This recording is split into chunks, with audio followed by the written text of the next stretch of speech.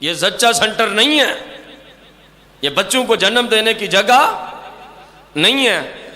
ہم سب سے پہلے تو پاکستان کی انتظامیہ سے گزارش کرتے ہیں کہ کم از کم حکومت وقت سے اتنی گزارش ہے، آپ کا کہیں کسی بات پہ اختلاف ہو سکتا ہے، اس بات پہ تو نہیں ہے کہ قرآن اللہ کی سچی کتاب ہے۔ اس کو تو وزیر اعظم صاحب بھی سمجھتے ہیں، پاکستان کے صدر صاحب کو بھی پتہ ہے، آرمی صاحب کو بھی پتہ ہے، اور چیف جسٹس کو بھی اس بات کا علم ہے کہ قرآن اللہ کی سچی،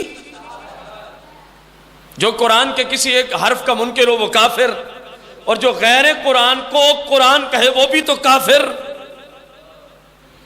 اس نے ایک حرف نہیں پوری آیت پڑھی اور کہہ رہا ہے کہ یہ سورہ مریم کی آیت۔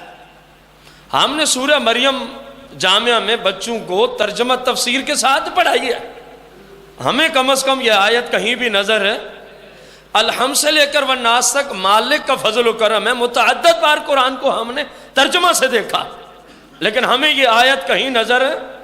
چلو ہمیں نہیں آئی، جعفر جتوئی کی ملت شیعہ سے سوال ہے، الحمد سے لے کر والناس تک تم پورے قرآن میں یہ جعفر جتوئی کی پڑھی ہوئی آیت سورہ مریم کی نہیں، وہ تو مریم کی قید لگا رہا، ہم کہتے ہیں پورے قرآن سے دکھا دو، اور رب کعبہ کی قسم ہے قیامت کا آنا ممکن ہے کیونکہ اس نے آنا ہے، لیکن یہ جعفر جتوئی کی پڑھی ہوئی آیت پورے قرآن سے کہیں بھی مل سکتی؟ اتنا بڑا ظلم ہو رہا، جو قرآن نہیں اس کو قرآن کہہ کے، اور کئی جگہوں پہ اس شخص نے یہ بیان کر دیا، اور انتظامیہ خاموش ہے، حالانکہ ہم سے زیادہ ان کی پوری جماعتیں سوشل میڈیا پہ جن کی نوکری یہی ہے چیک کرنے پہ بیٹھی ہیں کہ کون کب کہاں کیا بول رہا ہے، کون کب کہاں اور کیا بول رہا ہے۔ بس صرف دو باتیں ہیں، اب تک میں نے بات سمجھائی، اب میں پیغام دے رہا ہوں۔ جعفر جتوئی نے جو ملت شیعہ سے تعلق رکھتا ہے، متعدد مجالس کے اندر سورہ مریم کے حوالے سے ایک آیت پڑھی، یہ نہ کہا کرو، نہ سنا کرو، نہ پڑھا کرو کہ مریم کعبے سے ہٹائی گئی اور علی کی ماں بلائی گئی۔ مریم کا تعلق کعبے سے ہے ہی نہیں، اس کا تعلق بیت المقدس سے ہے، پھر ہٹائی نہیں گئی۔ وہاں کوئی چھوٹا بچہ شرارت کرے جہاں میرے پچھلے حسین قضادار سردار کھڑے ہیں، تو وہاں سے کوئی ان کو بڑا بھائی کہے نہیں اب چل باہر جا، تو یہ ہے ہٹانا۔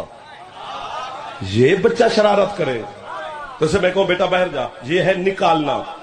اللہ نے حضرت مریم کو ہٹایا نہیں، فرمایا کیا؟ سورۃ مریم کی آیت ہے، فرمایا اخرجی ھذا بیت العبادت لا بیت الولادت۔ مریم اب نکلو یہاں سے، یہ عبادت خانہ ہے، زچہ خانہ نہیں ہے۔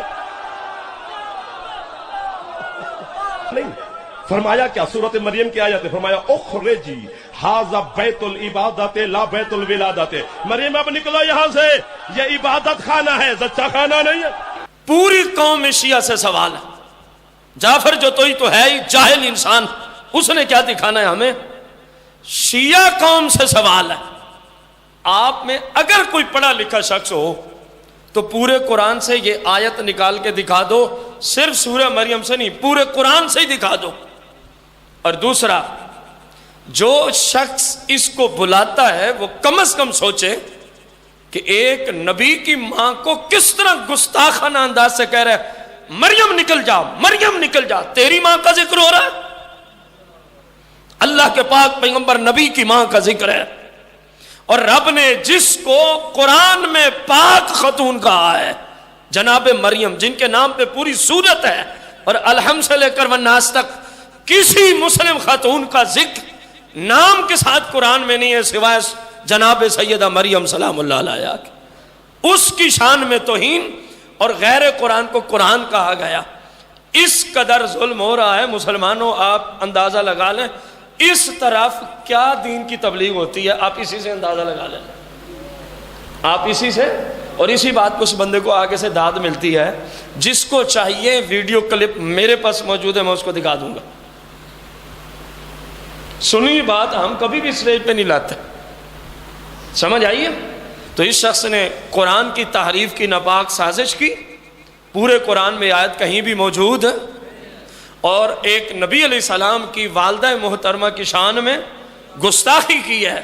حکومت پہ فرض ہے کہ اس شخص کو گرفتار کرے اور جو سزا بنتی ہے اس کو وہی سزا دی جائے. اس کو وہی سزا.